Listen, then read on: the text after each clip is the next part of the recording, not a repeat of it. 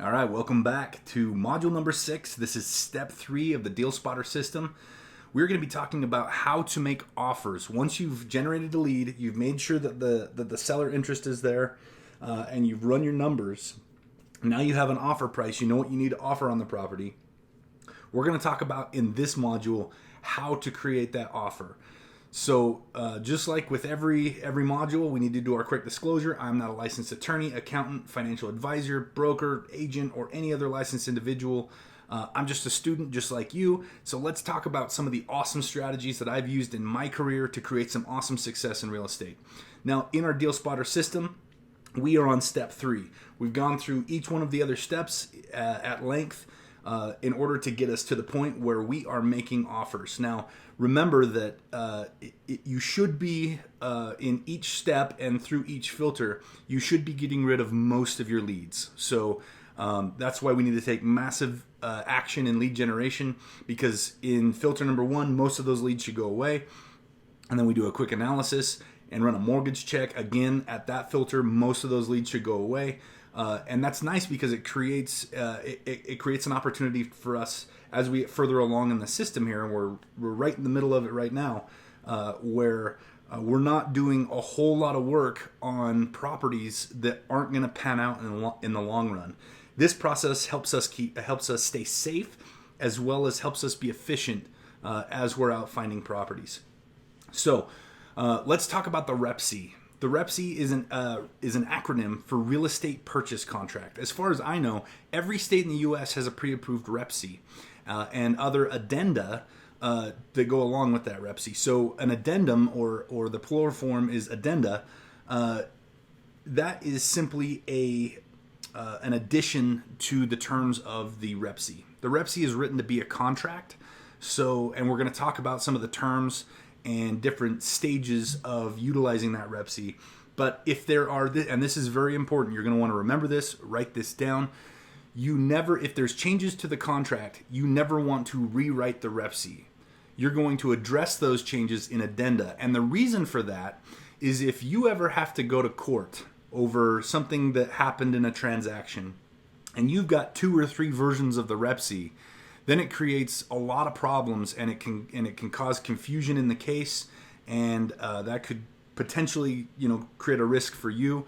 What you want to do is write that REPC, and then any changes to that REPC, use the addendum form to make those changes. That way there's only one version of the REPC floating around out there, and then the addendums are numbered. So, the court, if there's ever a case, can look at it and say, okay, we have addendum 1, addendum 2, addendum 3, or if an addendum's missing, they can track it down. So to keep yourself safe, make sure that you never create duplicate copies of the REPC or new versions of the REPC for the same property. You should only ever write one REPC, and if there's any mistakes or any future changes as you're negotiating, just use the addendum. I use the state-approved form for like 99% of my transactions. I mean, most of the time we're using that. As you get into some more, and as you start your education and as you start your process of becoming a real estate investor and do your first few transactions, I can't imagine, and there is some margin for exception here, but I can't imagine that you, on your first couple of deals, would use anything else other than your state-approved REPC form. So let's just kind of base our conversation around this. Any transaction that's complicated enough to require its own drafted contract, you're going to want to use an attorney. So make sure that you use an attorney if there's any exception to that in transactions you're doing. But most of the time we're going to use the REPC. So that's what we're going to talk about primarily in this module. So usually the buyer writes and submits the REPC. This is often referred to as an offer. So when the REPC if you're the buyer, and in this case with the Deal Spotter system, you're going to be the buyer in these scenarios, you're going to fill out the REPC, you're going to fill in all the blanks and check all the boxes, and you're going to sign it. When it only has the buyer's signature on it, it's referred to as an offer. So when you make an offer, you're going to actually use that real estate purchase contract to submit to the seller. And it will be referred to as an offer until the seller signs and accepts it. So as the buyer, you get to suggest the terms of the contract, which may include the purchase price, the down payment, due diligence terms, reasons you can cancel the contract, the acceptance deadline, the settlement deadline, and so on. So let's talk about some of those terms in blue. The contract, again, you're going to hear me referring to the Rep C in a few different terms. Whenever we talk about contract, we're referring to the Rep C. And we're going to talk about this in a second. It goes from offer to contract when the seller signs it. So when it just has the buyer's signature on it, it's referred to as an offer. When the seller signs it, then it's referred to as a contract. Okay, but in both cases, we're just referring to that Rep C document. The purchase price. So obviously, this is going to be the price that you intend to purchase the property for. So you get to dictate that as the buyer because you're the one writing up the contract. So your purchase price, I highly recommend that you stick to the calculations that you did in the quick analysis form. Use that quick analysis calculator that was provided with your education because that's going to make sure that you account for everything that you need in the transaction, and it's going to calculate a pretty close purchase price. Remember, it's not exactly accurate, but we don't need it exactly accurate yet. There are there's negotiation that happens after we submit the offer. Even after the seller accepts the offer, there's negotiation that happens to make sure that we sharpen our pencil and get it to exactly where we need to be. So don't hesitate to just write the purchase price that was calculated in your quick analysis process. Due diligence. This is a term that we're going to be diving into in step 4 of the Deal Spotter system. So we'll talk a lot more about that later. But this basically is the terms of the contract that allow you to dig in a little bit more into the property, go in and do inspections, and have your contractor come in and look at it and give you an exact bid. And once we have all those things, we can fine-tune that purchase price because we'll be able to fine-tune our costs. So that's going to happen later on in the process. At this point, we're just using the numbers that we went off of in quick analysis. Your acceptance deadline. This is something that's usually near the signature line at the end of the document. In most states, the state-approved Rep C gives the seller a period of time where they can accept the contract. Okay, and we're gonna dive into that a little bit more. So usually I give the seller 48 hours to accept my offer. So I would, whatever day I'm filling it out, if I'm filling it out today, the date I'm going to put on the acceptance deadline is 2 days from now. So that gives the seller about a 48-hour window to talk to their spouse or crunch their own numbers or consider it, pray about it, whatever they need to do, whatever their process is to decide whether or not they want to accept your offer. That gives them a reasonable amount of time to do that without giving them too much time. So that's the acceptance deadline, is just simply how long you're giving them before that offer expires. And then the settlement deadline is the line in the real estate purchase contract or the Rep C that gives you the ability to set a date that the entire transaction will be complete. Now, I wouldn't, very rarely do I do anything past 30 days from when I'm filling out the offer. Usually, on the lean side, I've done transactions within 24 hours, but that's rare. I'd say most of the time I'm giving myself about 2 weeks to put everything together. So you always want to give yourself time for due diligence. And so you want to make sure that you set your settlement deadline and your due diligence deadline out far enough to give you that time. Usually I'll do 13 days due diligence and 14 days settlement.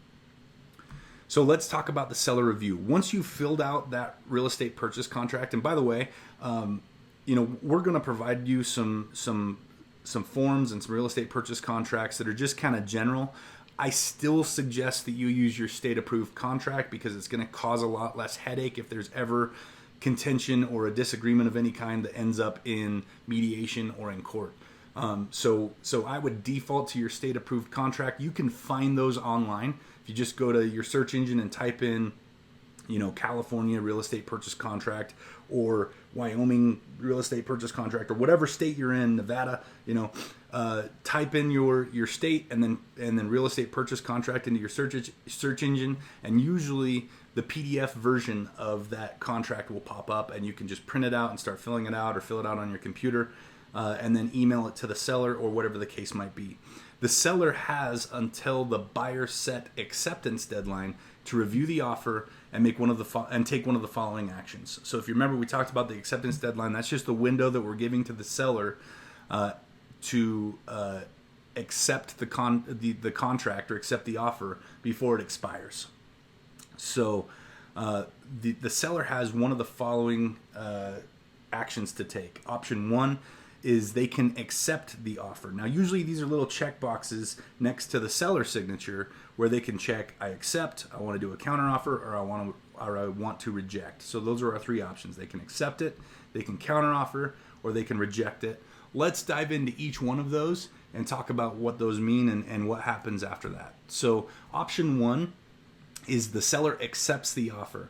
This is usually done in writing, and most state-approved REPCs make this easy because the seller just has to check a checkbox, initial each page. So in the state I live in, the REPC is 6 pages. They just have to initial. There's a little spot at the bottom of each page for them to initial each page. And on the last page, they have to sign. They also have to initial at the bottom, and they have to check one of the boxes saying that they, in this case, that they accept. This must be done in writing and returned to the buyer via the same method of delivery the buyer sent the offer. So what I mean by that is if you guys did the offer in person, then the signature needs to be done. The seller's acceptance needs to be done in person. If you filled out the contract and the offer and signed it and submitted it via email, then the seller needs to return the offer via email.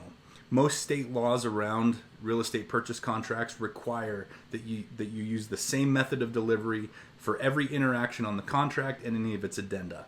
So at this point, the REPC is referred to as a contract. If you remember, once the seller signs it, it's no longer an offer. Now it's a contract. Okay, so we're going to use both of those terms, offer and contract, to refer to the REPC. Now, what happens if the seller wants to counteroffer?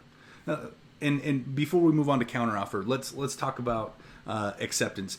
After acceptance, then we enter into our due diligence period, which allows us to go in and do some inspections and get some contractors in there. You're going to want to take advantage of that time, and we're going to talk a lot more about that in the module that will cover step 4, which is long analysis. So keep in mind, I know I'm not getting too deep into what to do after the seller accepts, right?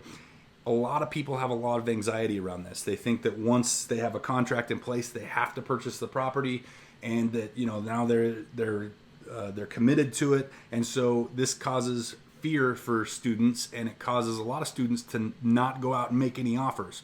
That's not the case. Even if a seller accepts your offer, you can still back out in your due diligence period.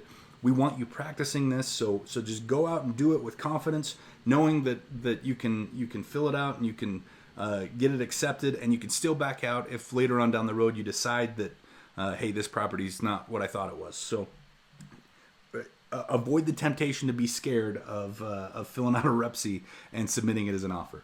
Now let's talk about what happens if a seller wants to counteroffer. So option 2 is counteroffer. This means that the seller has changes to the terms of the offer. So remember, as the buyer, you're filling out the contract. So you're gonna, naturally, you're going to fill out the REPC with terms that are favorable to you. Well, sometimes sellers have different opinions, right? And they want to suggest some changes to some of those terms in the contract. And so the seller can check the box on the REPC near the signature line that says counteroffer, and then they initial, sign, and return the original REPC, and also include an addendum or multiple addenda that outline the changes that they want to make to the document. The buyer now has to review, accept the counteroffer, or reject the counteroffer, or make an additional counteroffer to the counteroffer, right? So this can be a long process. Sometimes you can go back and forth with multiple counteroffers until you find that happy medium, that compromise between the two of you. That's normal. Don't be intimidated by that. Don't feel like you're doing anything wrong if you go back and forth a bunch of times. That happens. Sometimes they accept your initial terms. Sometimes you have one or two, back and forth sessions. Sometimes it goes on for a week, and that's okay. Remember that if they do submit a counteroffer with an addendum, that addendum also has an acceptance deadline. So when they return an addendum to you, you have the period of time that they designate on that addendum to accept it, or to reject it, or to counteroffer. If you don't do anything and it passes that date, then it's an automatic rejection. So remember that this must be done in writing and returned to the buyer via the same method of delivery. So if that's in person, do it in person. If that's an email, do it via email. If that's by snail mail, the U.S. Postal Service, do it that way. There may be a lot of back and forth, like I said. That's okay. Once one of the parties accepts the terms, the REPC is referred to as a contract. Now, just really quick, I'm going to use that term parties. That just refers to both the buyer and the seller, as a group. So if you hear me using the term parties, I'm referring to the buyer and to the seller. Okay, so let's move on to rejection. The seller may reject the offer. This may be done in writing and returned to the buyer via the same method of delivery that the buyer sent the original offer. The seller may also just ignore the offer and allow the acceptance deadline to lapse. This automatically counts as a rejection. So on that acceptance deadline, when you submit the REPC, the offer to the seller, if they just let the time go by and the offer expires, then it automatically counts as a rejection. You don't have to do anything. You don't have to chase them down and get them to sign anything. It just automatically, legally counts as a rejection. Okay? So keep that in mind. Also, that applies to addendums. If they receive the offer and they send you back a counteroffer within that acceptance deadline, but you allow the counteroffer acceptance deadline to lapse, then you've automatically rejected that addendum and it voids the REPC. Okay? So, continuation of rejection here, the buyer and or seller may reject the counteroffer or addendum. This may be done in writing and returned to the other party via the same method of delivery that the buyer sent the offer. If either party allows the acceptance deadline to lapse, this automatically counts as a rejection. Once a rejection happens, the REPC is void. So let's talk about what happens if the seller accepts the offer. At this point, we're in a period of time in the contract process that's referred to as under contract. When both the buyer and the seller have accepted the terms of the REPC and its addenda, the REPC is no longer considered an offer. It's now referred to as a contract. So let me dig into that sentence or that paragraph a little bit further. So if you as the buyer submit a REPC and the seller marks counteroffer and sends it back, you are not under contract yet. You're not under contract until until someone checks the accept box and signs it. Right at that point, once both parties have accepted the terms of the REPC and all of its addenda, then you're under contract. The period between when the REPC is accepted and when the transaction is settled. So that's the period between when they accept the contract and when you actually pay for and record the deed on the property. That usually, like I said, is anywhere from 24 hours on the short end. Usually it's about 2 weeks. I wouldn't go any longer than 30 days between acceptance of the REPC and actually settling the transaction. So in most states without special provision, the seller may not consider any other offers on the subject property while it's under contract. So that means in most states, I think actually in all states, I'm not 100% sure on that. You're going to have to double check on your state. But in most states, when the seller accepts an offer on their property, they cannot entertain any other offers during the contract period. So unless you cancel or back out or someone defaults, then the seller is bound to you as their only buyer. So that gives you some leverage as a real estate investor. Once you have it tied up, you control that property. The seller cannot sell it to anybody else. And that allows you your time to go in and do your due diligence to make sure that it actually is a property that you want to purchase. Now let's go over some helpful tips. Never enter into verbal only contracts to purchase property. These are too big of transactions. Even if they're small deals, trailers or whatever the case might be, mobile homes, smaller real estate transactions, it's still not worth it. There's a lot of money at stake when you're buying real estate. Never, ever, ever do handshake deals. Never. You always want to have it in writing. And in addition to that, you always want to use a title company. Don't be cheap when it comes to real estate transactions, because it will bite you in the long run and cost you way more than if you just did it right in the first place. Have your attorney review your first few offers before you submit them.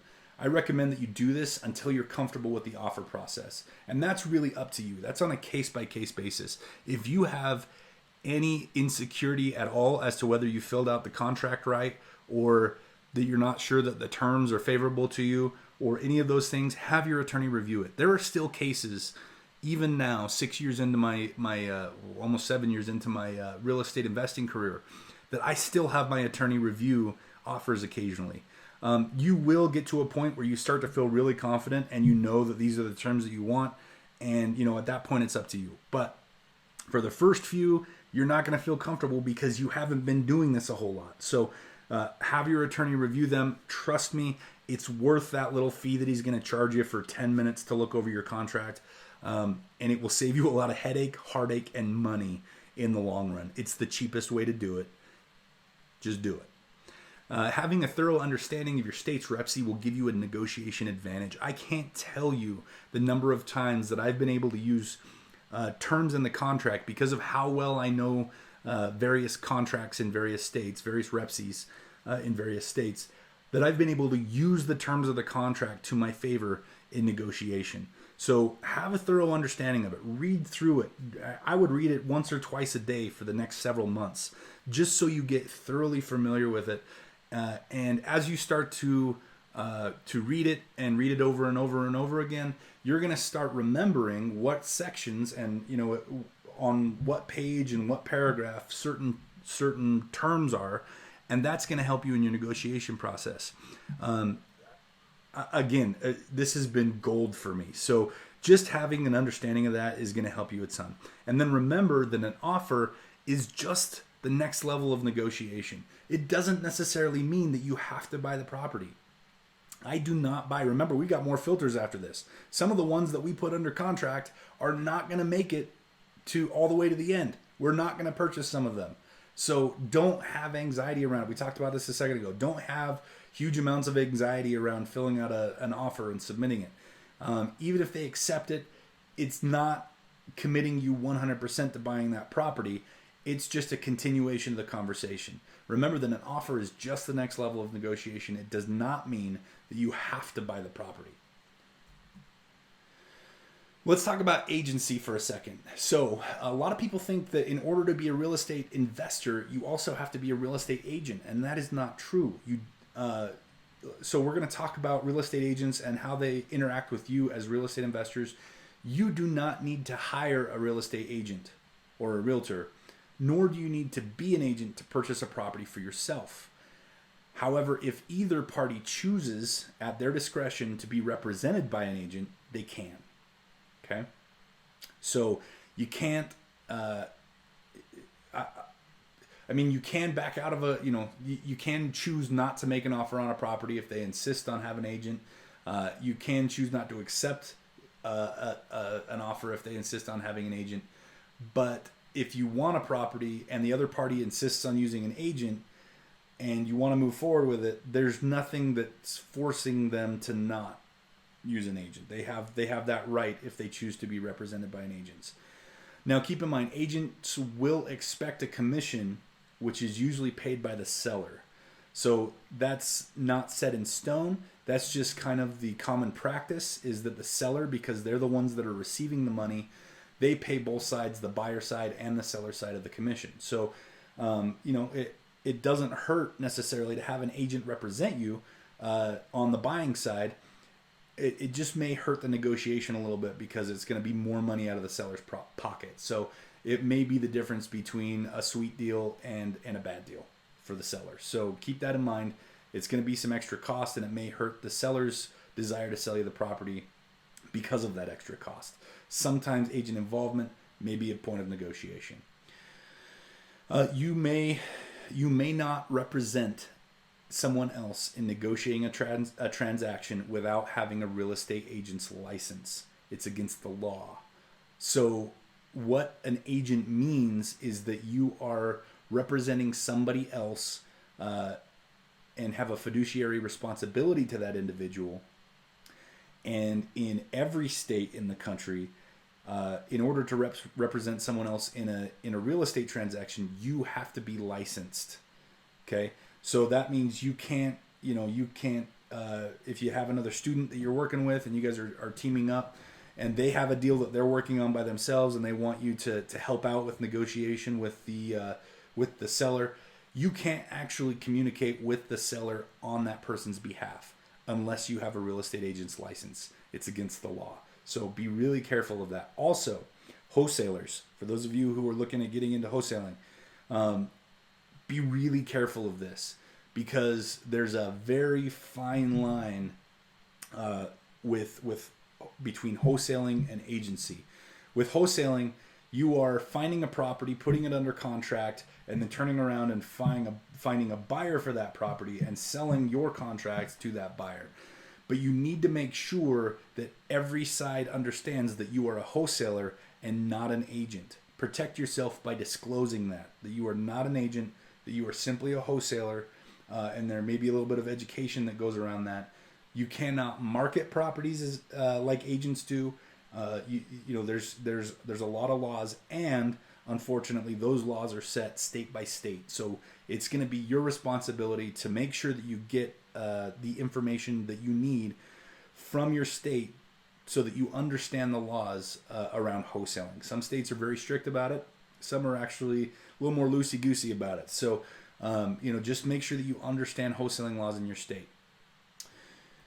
Okay, so that puts us at the end of the offer process. So what I'd like you to do, I'm going to give you a little bit of homework at this point. I want you guys to go out, open a search engine, search for your state's real estate purchase contract, and start to familiarize yourself with that. You may want to come back and review this module, having your real estate purchase contract in front of you. You may want to do that a few times just to make sure that you understand the terms of the contract, and this class should help you fill in the blanks, if you will, as you're going through that and looking over your specific state's real estate purchase contract. So that wraps up this module on step 3 of the Deal Spotter system, the offer process. Once we make those offers and submit them to the seller, that puts us into filter 3, and that's what we're going to be talking about in the next module. Filter 3 is the seller decides. So I will see you guys in the next module.